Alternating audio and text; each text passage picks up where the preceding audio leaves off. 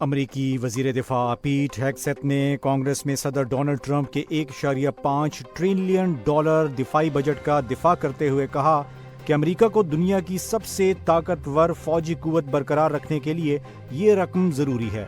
انہوں نے سابق حکومت پر تنقید کرتے ہوئے کہا کہ دفاعی نظام کمزور ہو چکا تھا، جسے اب دوبارہ مضبوط بنایا جا رہا ہے۔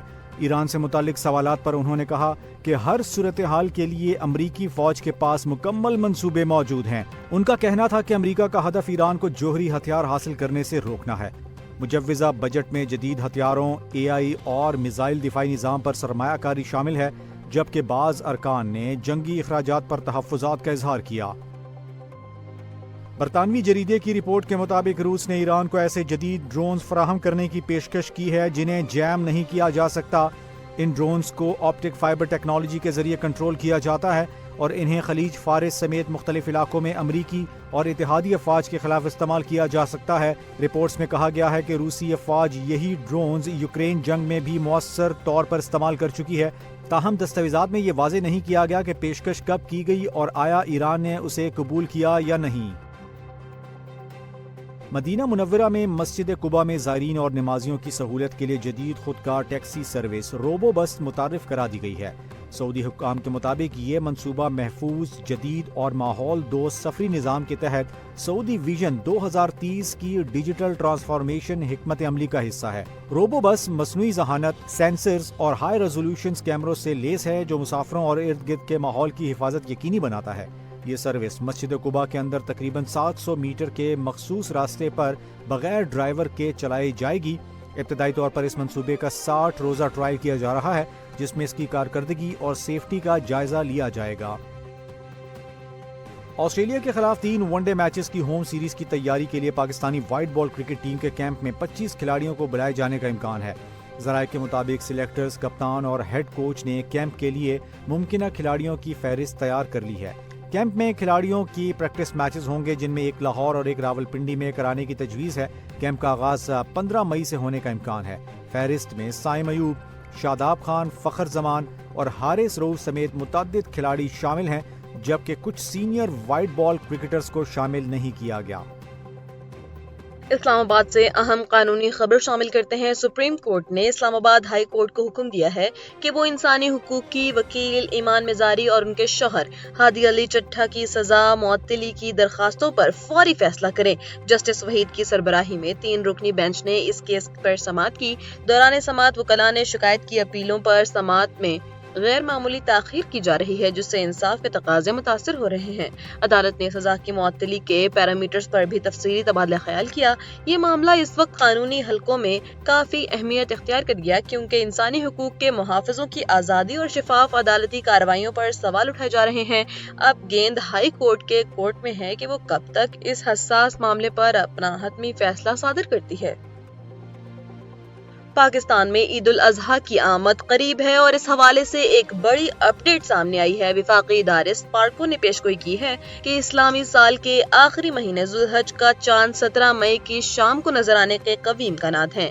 ماہرین فلکیات کا کہنا ہے کہ اس روز چاند کی عمر اور پوزیشن ایسی ہوگی کہ اسے انسانی آنکھ سے دیکھنا ممکن ہو سکتا ہے۔ اس خبر کے ساتھ ہی ملک بھر میں قربانی کے جانوروں کی خریداری اور عید کی تیاریوں میں تیزی آنے کی توقع ہے۔ رویت حلال کمیٹی کا باقاعدہ اجلاس بھی اسی تاریخ کو منعقد ہوگا، جہاں ملک بھر سے شہادتیں جمع کرنے کے بعد چاند نظر آنے کا حتمی اعلان کیا جائے گا۔ اگر چاند 17 مئی کو نظر آ جاتا ہے تو عید الاضحیٰ مئی کے آخری عشرے میں منائی جائے گی۔ کراچی کے شہریوں اور گاڑیوں کے شوقین افراد کے لیے ایک شاندار خبر ہے۔ کراچی میں اب رات کے وقت بھی کار ریسنگ کے مقابلے منعقد ہوں گے۔ سپر ہائی وے پر واقع ایک نجی ہاؤسنگ سوسائٹی کے آٹو کراس ٹریک پر جدید LED فلڈ لائٹ نصب کر دی گئی ہیں، جس کے بعد یہ ٹریک رات کے مقابلوں کے لیے مکمل طور پر تیار ہے۔ اس سے قبل یہاں صرف دن کی روشنی میں ریسنگ ممکن تھی، لیکن اب جدید نظام کی بدولت ڈریگ ریسنگ اور دوسرے مقابلے رات کی ٹھنڈی ہوا میں زیادہ جوش و خروش کے ساتھ منعقد ہو سکیں گے۔ اس منصوبے کا مقصد شہر میں موٹر سپورٹس کو فروغ دینا اور نوجوانوں کو ایک محفوظ اور پرکشش پلیٹ فارم مہیا کرنا ہے۔ منتظمین کا کہنا ہے کہ بہت جلد یہاں بڑے پیمانے پر نائٹ ریسنگ ایونٹس کا انعقاد کیا جائے گا، جو سیاحت اور تفریح کے لیے سنگ میل ثابت ہوگا۔ اور ڈھاکہ ٹیسٹ میں بنگلہ دیش نے پاکستان کو 104 رن سے شکست دے دی۔ میرپور ٹیسٹ کے 5ویں روز میزبان ٹیم نے دوسری اننگز میں 240 رنز 9 کھلاڑی آؤٹ پر ڈکلیئر کر کے پاکستان کو 268 رنز کا ہدف دیا۔ قومی ٹیم ہدف کے تعاقب میں 163 رنز پر ڈھیر ہو گئی۔ ڈیبیو کرنے والے عبداللہ فضل 66 رنز بنا کر نمایاں رہے، جبکہ دیگر بلے باز ناکام رہے۔ بنگلہ دیش کی جانب سے ناہید رانا نے شاندار بالنگ کرتے ہوئے 5 وکٹیں حاصل کی۔ پہلی اننگز میں بنگلہ دیش نے 413 جبکہ پاکستان نے 386 رنز بنائے تھے۔ پنجاب حکومت نے جائیدادوں کے تحفظ اور قبضہ مافیا کے خاتمے کے لیے ایک انقلابی قدم اٹھاتے ہوئے دستاویزات کی رجسٹریشن کے لیے بائیو میٹرک تصدیق لازم کرنے کا فیصلہ کیا ہے۔ اس مقصد کے لیے پنجاب اسمبلی سے کثرت رائے سے منظور شدہ رجسٹریشن ایکٹ 2026 حتمی منظوری کے لیے گورنر پنجاب کو ارسال کر دیا گیا ہے۔ اس نئے قانون کے تحت 1908 کے رجسٹریشن ایکٹ میں ترمیم لائی جائے گی، جس کے بعد جائیدادوں کی خرید و فروخت اور رجسٹریشن کے وقت الیکٹرانک بائیو میٹرک تصدیق لازمی ہوگی۔ پنجاب لینڈ ریکارڈ اتھارٹی اس نئے نظام کے لیے جدید الیکٹرانک ریکارڈ سسٹم تشکیل دے گی تاکہ زمینوں کے ریکارڈ کو محفوظ اور شفاف بنایا جا سکے۔ یورپی یونین نے ایک اہم فیصلہ کرتے ہوئے فلسطینیوں پر تشدد ملوث اسرائیلی آبادکاروں اور حماس کی اہم شخصیات پر پابندی عائد کرنے پر اتفاق کر لیا ہے۔ رکن ممالک کے وزرائے خارجہ کے اجلاس میں طے پانے والے اس فیصلے کے بعد قبضے اور تشدد میں ملوث 3 افراد اور 4 تنظیموں کے اثاثے منجمد اور ان پر سفری پابندیاں لگائی جائیں گی۔ اس سے قبل ہنگری کی حکومت ان اقدامات میں رکاوٹ تھی، تاہم نئی حکومت نے ویٹو ختم کر کے پابندیوں کی راہ ہموار کر دی ہے۔ دوسری جانب زمینی صورتحال مزید کشیدہ ہے، جہاں اسرائیلی فورسز نے بیت المقدس میں فلسطینیوں کی متعدد دکانیں اور صنعتی تعمیرات مسمار کر دی ہیں۔ خیبر پختونخوا کے ضلع لکی مروت کے سرائے نورنگ بازار میں خوفناک دھماکے کے نتیجے میں 2 ٹریفک پولیس اہلکاروں سمیت 7 افراد شہید اور 18 سے زائد زخمی ہو گئے ہیں۔ ڈی پی او نذیر خان کے مطابق دہشت گردوں نے 1 من سے زائد بارودی مواد سے بھری گاڑی استعمال کی، جس نے معصوم شہریوں اور پولیس موبائل کو نشانہ بنایا۔